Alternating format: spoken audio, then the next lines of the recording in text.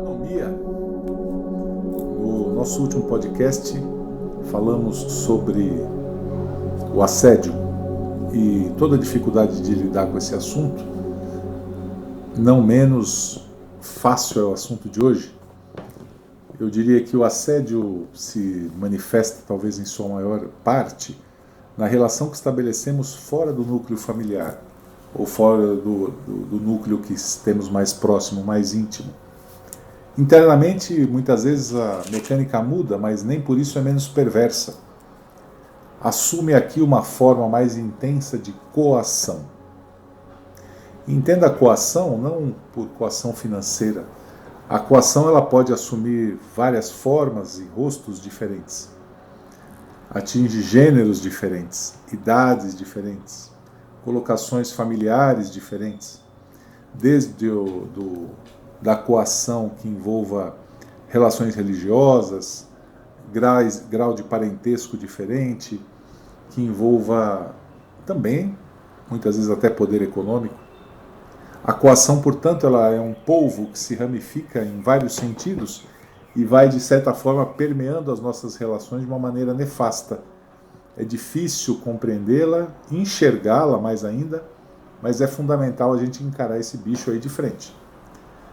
Como exemplo, podemos, entre inúmeros que pensamos aqui, citar uma família em que existe uma matriarca. E quem já passou por uma situação como essa sabe bem o que é. A matriarca vai usar de todas as ferramentas possíveis para, de certa forma, manipular os que estão abaixo dela. Muitas vezes o próprio cônjuge, o pai, quando ausente, as filhas ou o filho, vão se ver presos nos grilhões sentimentais dela. E para esse jogo ser efetivo, vale desde sempre foi assim, meu filho, então por isso que a gente tem que continuar fazendo. Eu não estou me sentindo bem, então não vai. Eu estou sentindo sua falta, então vem. Quem nunca passou por situações como essa? Isso pode parecer pouca coisa, mas isso é coação. Vai ter a intenção clara de manipular a ação do semelhante em benefício próprio. Então nós estamos trazendo mais um tema comportamental do cotidiano, né, que acaba sendo aceito como normal, né, no nosso dia a dia. Mas nós estamos trazendo isso para os buscadores, né, para quem está na estrada da expansão da consciência, como um trabalho a mais, né, para a gente se vigiar nesse tipo de mecanismo que virou normal dentro de uma família, principalmente, né? Então, o coagir significa forçar, né? Significa forçar através do constranger. Constrangimento é uma ferramenta também, né? Ou seja, eu faço uma colocação para a pessoa se sentir constrangida de não fazer.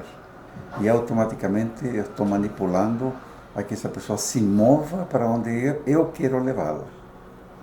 Não é? E tem gente que é doutor, né, ou doutora nesse tema. Agora, nós estamos trazendo esse ponto justamente para nós que queremos trilhar essa estrada da evolução para a gente romper esse ciclo. Porque muitas vezes a gente inconscientemente usa como um mecanismo cultural da família, né? Então é interessante o que você falou, e aí eu vou cutucar num ponto aí. Claro que quando eu vejo um comportamento desse, é algo que nós não devemos agir dessa forma. Mas a gente acaba percebendo comportamentos assim em outras famílias, por exemplo, porque tem famílias que é tão gritante essa relação, é tão gritante que não há como ocultar. Você pode fazer de conta que não é. E aí você fala, é o jeito da pessoa. Né? O jeito da pessoa já oculta uma coisa perversa aí por trás. O que eu queria que a gente pudesse salientar é até que ponto é nefasto para quem está em volta viver subjugado por alguém que age com coação. Então, sem dúvida que um ser que é obrigado pela força a fazer alguma coisa, né, já é um momento de aviltamento. Né? Quando eu sou obrigado a ter que fazer alguma coisa contra a minha vontade, eu estou me aviltando. E isso gera em mim, obviamente, uma reação emocional nefasta. Né? Um sentimento. Olha o que estou tendo que fazer. Não, eu não quero fazer mais isso. Ou eu não quero fazer isso, estou sendo obrigado, né? Porque fulano me fez essa colocação. E eu não posso não atender. Né? Então, aí voltamos a essa questão. Que música estou tocando para o universo? Se eu estou em um sentimento de aviltamento. Né? Outra situação seria muito diferente se eu reconheço que esse ser que está colocando essa coação, né, ele tem razão naquilo que está falando, porém da forma que está fazendo é negativa, porque a coação tem uma conotação negativa. Sim. Então, por mais que eu compreenda que ele tem razão, né, puxa vida, realmente a pessoa está doente, né, e está fazendo essa colocação, colocando a sua doença como um meio, mas ela poderia fazer de forma diferente. Né? A coação, ela tem uma frequência vibracional negativa porque obriga. E tem uma coisa... Desculpa, só para terminar. Não, claro. É um exercício do poder.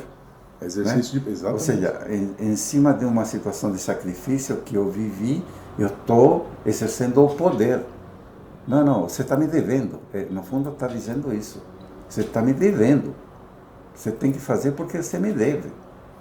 Você percebe? A coação, eu estou chamando você à razão de que você está em débito comigo.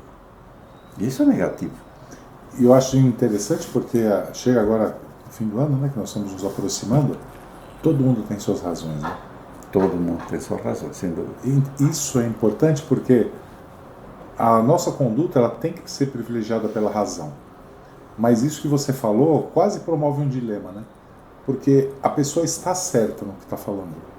Ou seja, ela tem razão sobre o ponto que ela está abordando. Só que o conjunto todo de elementos que estão circundando aquela razão são absolutamente nefastos. É a maneira, né? A forma com que é. A forma, exato. Né?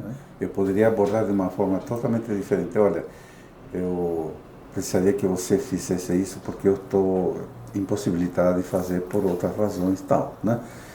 E não dizer assim, eu fiz tudo isso, agora é sua vez de fazer. Né? Percebe? É muito diferente. Ou seja, a comunicação sem poder. Uma das bases da comunicação não violenta é você se comunicar sem exercer poder sobre o outro ser.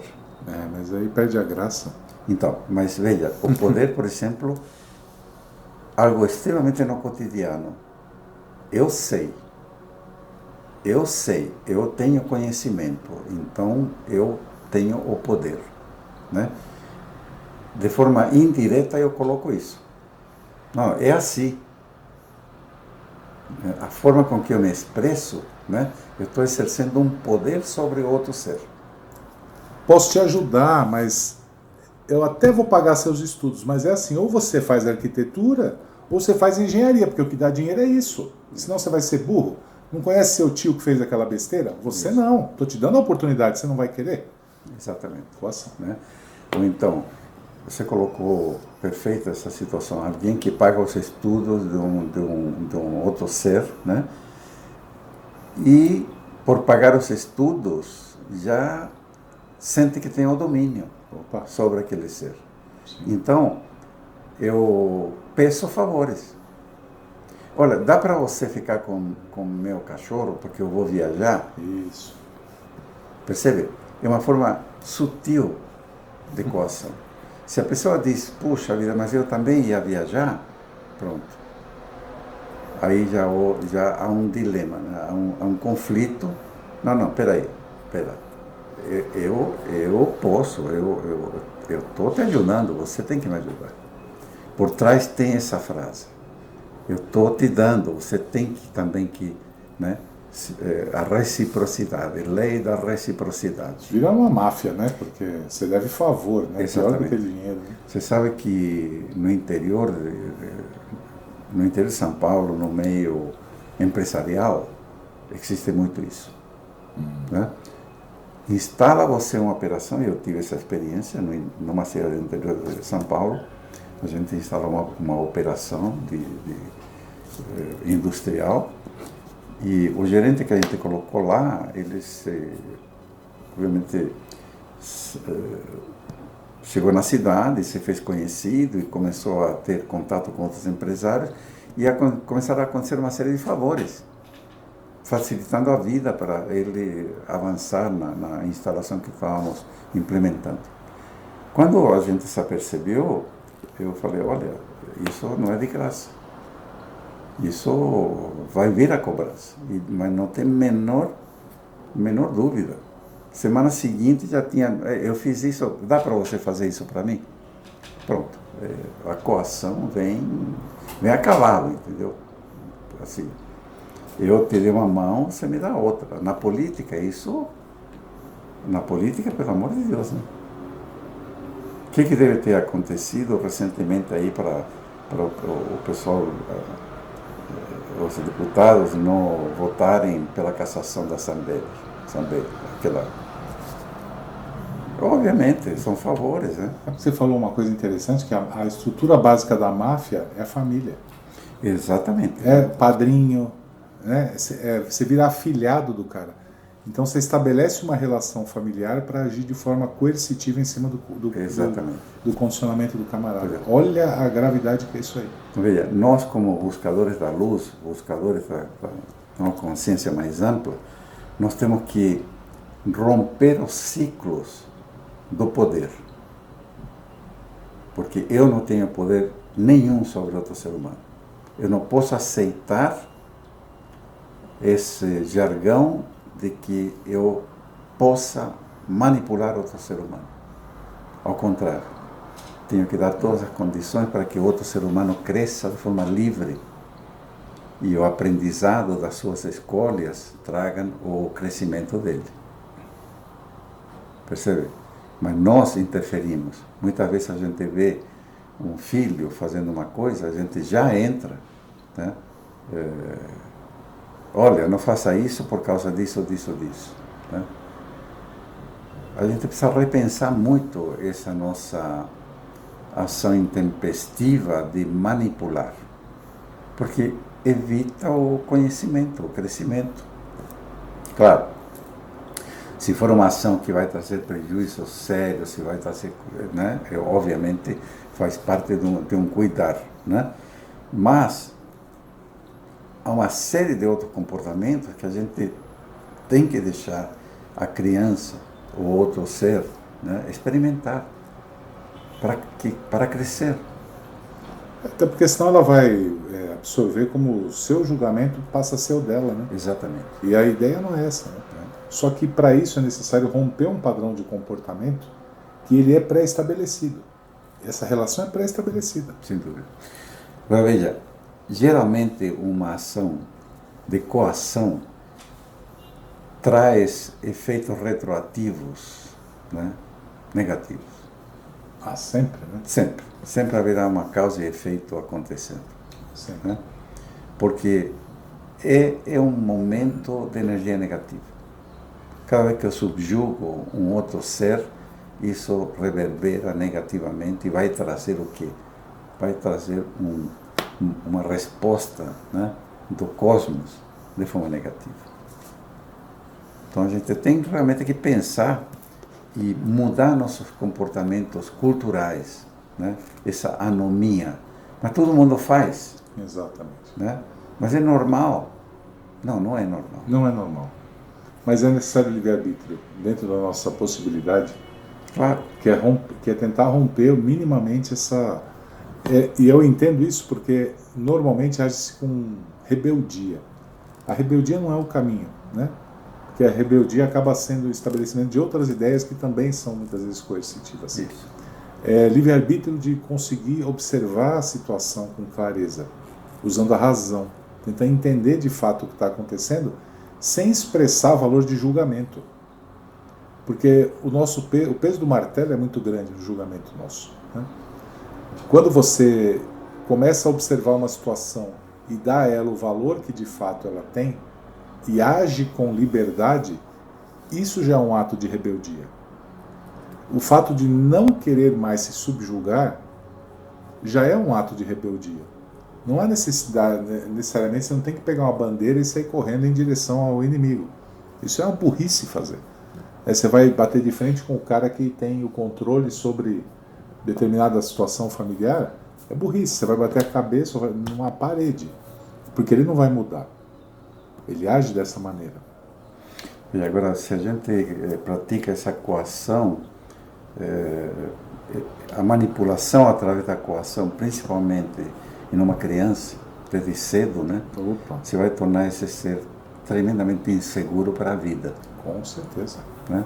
Ou seja, o mal, né? Além de estar passando um modelo comportamental totalmente nefasto, você estará criando um ser totalmente inseguro, de baixa autoestima e inseguro para o resto da vida. Então, veja, é um modelo castrador. Castra comportamentalmente. Castra, exato. É uma ótima visão que se tem. A Então, castração. Assim, a gente tem que lutar contra isso, né? A gente tem que abrir os olhos e mudar, né, a linguagem, porque tudo está na forma de me expressar. Eu posso expressar o mesmo pedido sem manipulação e sem a coação. Agora tem um ponto aí que eu acho que é importante que nós observemos, né?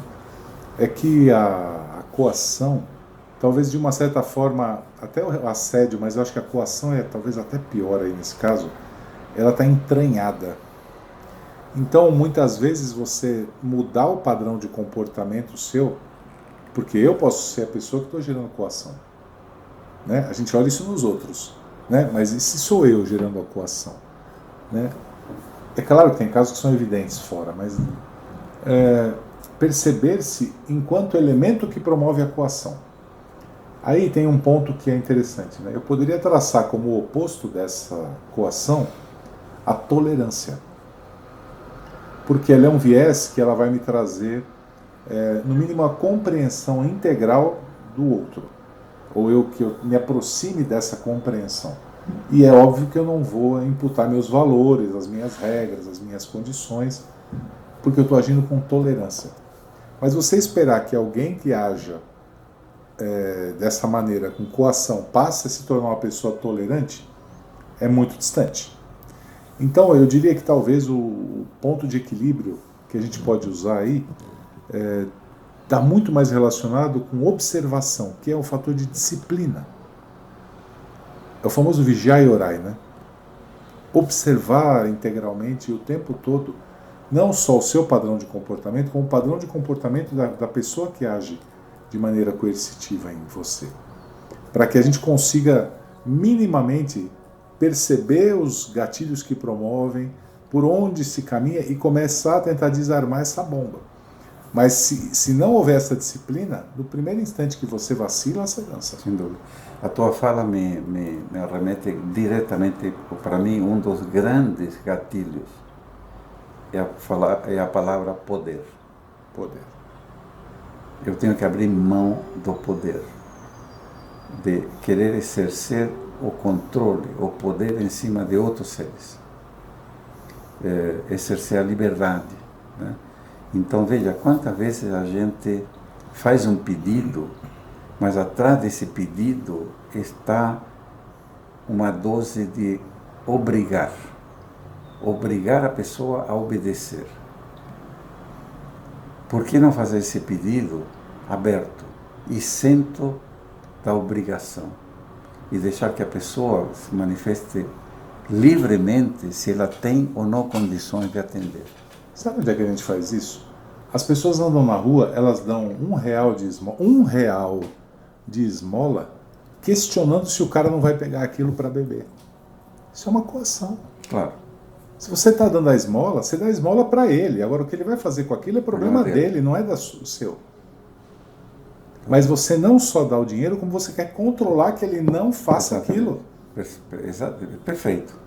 Esse é um excelente exemplo do controle, né? A gente quer exercer o poder de controlar o outro ser. Mas isso está tão arraigado, né? Por quê? Porque na minha postura egoica, eu sou aquele, né? Eu sou o majoral, eu sou o cara que tem razão, eu sou o cara que sei tudo, eu sou o cara que manda. Então, abrir mão do mandar, de exercer esse poder de controle, para mim, é o grande gatilho e um pilar para você abrir mão da manipulação, da coação, do assédio, né? Bom, vamos pensar direito, o quanto eu exerço poder em cima da pessoa que está no meu redor. Até no supermercado, estou na fila, o cara de trás me dá um cutucão com o carrinho. O que eu quero? Não faz mal se ele se descuidou, não faz mal se esbarrou e o carrinho bateu em mim. Não, o que eu quero? Eu quero castigar o cara, eu quero, né? Pô, cara, você é cego, né? Ou seja, eu estou em cima de uma ação punitiva, de exercer o comando em cima do outro. Tanto que é difícil, a gente dificilmente quer justiça, nós queremos vingança. Pois é, exatamente, né? Ou seja, eu posso, né? Está em moda, né? Pelos líderes mundiais aí, americanos, que eu posso. Cara, eu posso, então eu faço. Eu posso. Você sabe que é interessante isso? Tem uma coleção que chama Os Reis Malditos, que relata o término dos Cavaleiros Templários, a história de fato, né? E a ascensão da coroa, etc. E aí o livro começa com uma execução de um dos templários. Só que não bastava matar o cara, né? O cara era amarrado numa grade de metal, arrastado a cavalo pela cidade toda. Isso vai ralando o cara inteiro de cima e embaixo. E aí depois uma parte de cada do corpo dele é amarrado num cavalo e ele é estripado. E o cara vivo, então assim... Esquartejado. Né? E ainda partes joga em cada canto do planeta. Isso, aí, né? Derrama metal quente em cada ferimento que ele tem. Então, não basta ser justo, dentro da visão do que seria justo. Nunca é matar um outro ser humano justo. Mas é o prazer da... Esse já é o extremo, né, da manipulação. Sim, mas é um bom exemplo, porque os exemplos fortes nos marcam, né? Nós temos isso, todo esse exemplo que você deu, que é a história, né? Sim. Está gravado dentro do nosso reptiliano. Claro. Né? E nos dias de hoje, o que nós estamos vendo? Essas energias virem à tona. Exatamente. Né? É só olhar o noticiário que você vê o cara que passou por cima da mulher com o carro, né? E o sujeito que espancou, deu 500 murros no elevador, né? Um cara saradão, né? Todo musculoso, e que arrebenta a mulher, não é? É exatamente isso. É o exemplo que você está colocando, que seria o extremo máximo, né? Da manipulação, da coação, do castigo, né? Né? Mas se a gente volta para o lado mais sutil, sim. Né? O lado mais sutil, estamos falando de gente que busca a expansão de consciência, nós estamos dizendo assim, cuidado com o lado sutil, porque isso está impregnado na nossa cultura, né? Exato. Então, essa coação, nós temos que abrir o olho e estar sempre observando para não exercer poder em cima de outro ser humano e deixar assim a liberdade de escolha. A gente acaba mudando de faixa, né? Literalmente faixa vibratória, e a gente esquece, por exemplo, que nós vivemos num mundo de energia, literalmente, né? Absolutamente tudo no universo é composto de energia, tudo. E isso vai para o vinagre em 2 segundos. Veja, para mim, o exercício da humildade passa intrinsecamente por abrir mão do poder. E o grande segredo do poder é nunca exercê-lo. Se você quer ter poder, nunca exerça ele. O seu verbo terá muito mais poder. Bacana isso. É isso.